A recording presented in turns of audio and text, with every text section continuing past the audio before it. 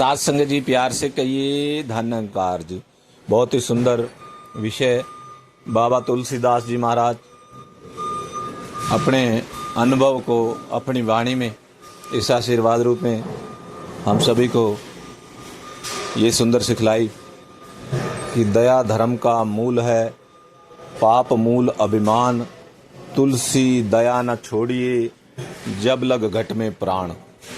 के सत्संगत फरमान दे दिया, अपने अनुभव से ये क्लियर कर दिया दया धर्म का मूल है कि दया धर्म का मूल, धर्म की जो जड़ है वो दया है। दया धर्म का मूल है, धर्म का मूल, धर्म और दया सत्संगत एक दूसरे से जुड़े हुए हैं। अब सत्संगत दया वो धर्म में इसलिए सत्संगत क्योंकि दया संतों का गहना है। संत हमेशा सत्संगत परोपकारी होते हैं और सबके ऊपर दया करने वाले होते हैं। इनके पास जो भी आशीर्वाद होते हैं बड़े कृपालु होते हैं, धर्म के साथ जुड़े होते हैं, धर्म का रूप होते हैं स्वयं। और सत्संगत इसके विपरीत दूसरी तरफ पाप मूल अभिमान, कि अभिमान जो है सारे पापों की जड़ है। अहंकार जिसके बारे में बाबा अवतार सिंह जी महाराज कह रहे हैं कि जिथे अहंकार है उत्थे निरंकार खलोंदा नहीं। कि अगर कहा जाए कि कोई एक ऐसी चीज, केवल एक ही चीज कही जाए कि जो प्रभु को बिल्कुल नापसंद है तो वो है अहंकार। ऐसे ही सत्संगत एक बार महात्मा बता रहे थे कि प्रभु का भोजन क्या है, प्रभु क्या खाते हैं। तो सत्संगत किसी ने कुछ बताया, किसी ने कुछ बताया, लेकिन वो महात्मा पुरातन काल में वो सत्संगत कहानियों के रूप में कि वो स्वयं प्रभु के पास पहुंचे और पूछा कि प्रभु आप तो त्रिलोकी नाथ हैं, सारे पदार्थों की रचना आपने की है, आपका भोजन क्या है, आप क्या खाते हैं, बड़े चाव से। तब उन्होंने कहा कि वैसे तो मुझे इन पदार्थों से ज़्यादा कुछ लेना देना नहीं, लेकिन फिर भी जब किसी के अंदर अहंकार पैदा हो जाता है तो फिर मैं उस अहंकार को ख़त्म करता हूँ और बड़े चाव से उस अहंकार को खा जाता हूँ, उसके अहंकार को खा जाता हूँ। तो सत्संगत प्रभु निरंतर हमारा सुधार किसी भी रूप में, अहंकार सत्संगत जहां पर होता है उस व्यक्ति का विनाश कर देता। हमने कितने कितने एग्जाम्पल देखे, रावण का देखा, कंस का देखा, और भी कितने कितने, जिसने अहंकार किया उसका क्या हश्र हुआ। ये सत्संगत, ये जो कथाएं हैं, ये जीवनियां हैं, ये विचार हैं, ये सब हम लोगों के मन को सुधारने के लिए हैं, प्रेरणाएं हैं। ये इंसान अगर तू ऐसे नहीं समझता तो तू प्रैक्टिकल देख ले। अब दुर्योधन का अहंकार कि बस देनी नहीं है, एक सुई मात्र भी जगह नहीं देनी। त्रिलोकी नाथ बोल रहे हैं कि दुर्योधन सुई मात्र जगह दे दे ताकि ये नरसंहार ये सब बच जाए, तो नहीं माना सत्संगत, और उसका क्या हाल हुआ।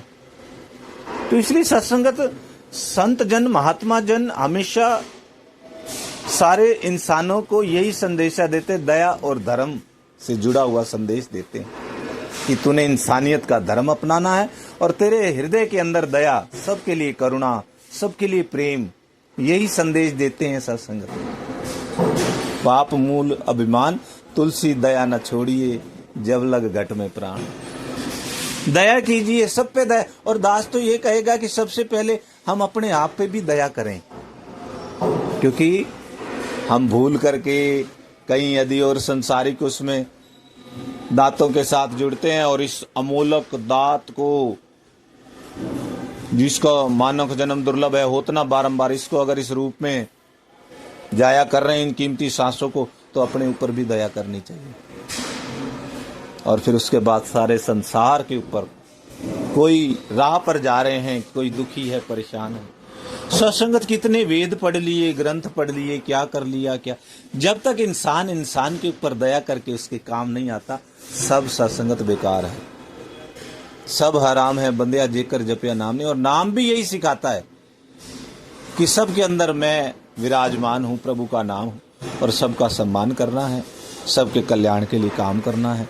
संत परोपकारी होते हैं। कितने संत महात्माओं का अपना सारा जीवन लोक कल्याण के लिए होता है इनका। ये धरा के ऊपर ऐसे ही अवतरित होते हैं।